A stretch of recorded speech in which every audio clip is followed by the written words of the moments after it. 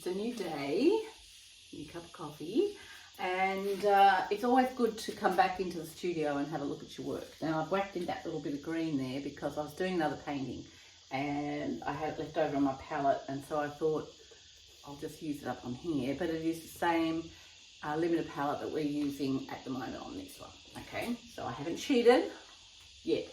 Okay, so I'm liking this, and I don't want to have blue sky because, well, it actually goes right up the cliff and the sky's right up there, but we could change our mind because it's all about artistic license. There's lots of yummy bits that I'm liking, and I like the trees because they're not if you've got a roller and things, it's not too precious. If you're having trouble with your rocks and you want a little bit more definition, get your charcoal and just get your piece of paper, your drawing, what you're referencing, and just draw them in, because sometimes they get lost in translation. Okay, so just draw them in again, looking at what you're looking at the image, and then drawing in lights and darks, and then that means to think, oh, okay, I'll put some dark in here, I'll define the rocks more.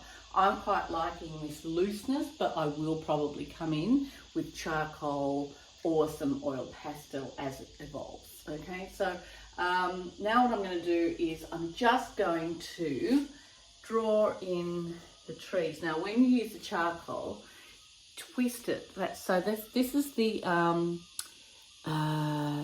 willow, right? Okay, so you can see there. This is the willow, and when you put it on, just twist it as you go, and that means you don't get a straight line. So I'm just, and also don't put it necessarily over where you've done your roller line, because you don't want to outline. Do not outline. It's yucky and unnecessary. Now trees go thin at the top and fatter at the bottom, which I've been told many times that I am crap at, but that's okay. So what I'm doing is I am creating some more reasons to make the mark on the canvas by not outlining, just getting some form in and ready for, it makes it easier if you just do this charcoal. Okay, so you do the charcoal and all of a sudden it starts to pop and it makes sense, especially when you've lost yourself. The charcoal's fantastic. So I know I said I wouldn't do the rocks, but once I got charcoal in my hand, I can't help myself. So what I've done is I have done a bit more, I have done charcoal on the rocks. So if you look here, now what I like about the charcoal is that it sits differently than paint. And so with here you can see the hatching. So I have found the darks, right? And because I've already got the darks in there, don't outline like, I know you will, but I'm trying not to. And you can also find smaller little rocks in your picture that by just going around in black, they pop out and make it a lot more interesting. Quite like this little rock, but it's not rock, so I'm going to just make it into a rock just by a bit of charcoal.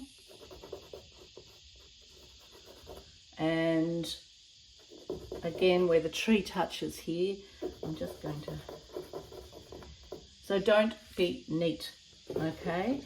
And what I can do is I will spray this with a hairspray or fix-a-tip, whatever you've got at home, and that will not move. So when I do a glaze over the top, not a glaze, well, it could do a glaze,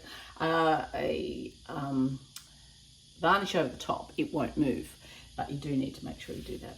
Okay, so I love charcoal and I also love oil pastel on top, so we'll do that as well. So yeah, it's looking a lot better, and you can come in with your little, see the little bit of detail there where, okay, let's put a fork in the little bit of drama there on that. Twisting all the time, and that's looking a lot more interesting. Again, don't do a straight hard line, and don't outline. See, I've come in here a little bit here, then a little bit. You can always fix it. You can rub it off. You can use a bit of water and rub it off. But I quite like the mark making underneath when you make a mistake. So don't ever think, oh, I've made a mistake and it's stuffed up. It's never stuffed up. The only time it's stuffed up is if you actually put a whole lot of compressed charcoal on, and the compressed charcoal won't come off, and then you've stuffed it and nothing sits on top of it. See, look at this nice little bit of rock here. Stick in the little detail, and that rock then becomes a lot more interesting than just a blob. All right, that's all about the nuance. The nuance. So while I've got the charcoal in my hand and I'm looking at the book, I'm going to do the foreground. So all paintings should have foreground. Well, they don't have to. You can have all different paintings, but it actually makes your life easier if you have foreground, middle ground, and background. Okay, so now because I'm struggling, because I love the pink, I don't want to get rid of it, but I don't know what to do about it. I'm going to go for something I do know. So I've done this rock here, and I'm actually looking at the rocks down here to create the foreground to make it interesting. So I've got the 3 pages, that one, and that one. Okay, and this is where I love the sticks and things. So I'm just going to do some drawing of the foreground, and that will make it, I don't want to lose the spontaneity, because I'm not trying too hard. Once I try too hard, it gets twee. So I'll do the charcoal, what I like to do, what I'm comfortable doing, and then I'm thinking about up here, I don't want to go dark. So maybe I'll keep with the oranges and things, I don't know. But that's where it comes up to you, what you want to do. So if you've done a different background, or you've got different palette, you could be doing anything. You could be aiming any limited palette, any background, whatever. But if you're just following the steps, then it's up to you. Now this is where art is so important, or takes your mind out of the shit that's happening at the moment. Is actually problem solving, right? So I woke up this morning thinking, what am I going to do about this painting? How am I going to make it look really good? And, you know, how do I make it so that everybody can do it, okay? So I don't want you to get dragged and pulled down into darkness because it gets too dark, but it is a problem, right? And that's what we want. We want to problem solve. And so I'll think about this, and meanwhile I'll do what I can do and I'm happy with, building this up, this interest bit here, and then we can work on what we're going to do at the top. But problem solving is a really major part of art. So I've done the rocks, some rocks at the front, and now I've got to decide. I quite like the drawn rocks, but I'm going to not do all of them drawn. I'm going to do some of them painted. So in which case I get my brush, my limited palette, and I'm going to draw in some rocks and leave others drawn as is. I quite like this. Look at this face here. This is what I love about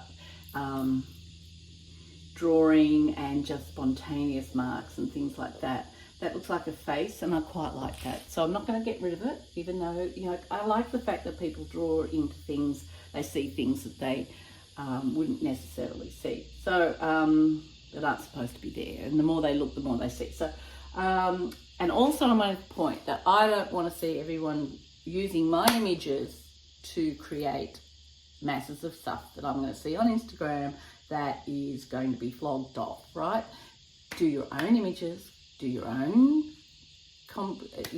composition, do your own thing, but you can use these skills, or if you're not an artist and you just like this as a go, whack it up in your house, whack it up in your room, put it over the head of the bed or in your lounge room. What fantastic, okay?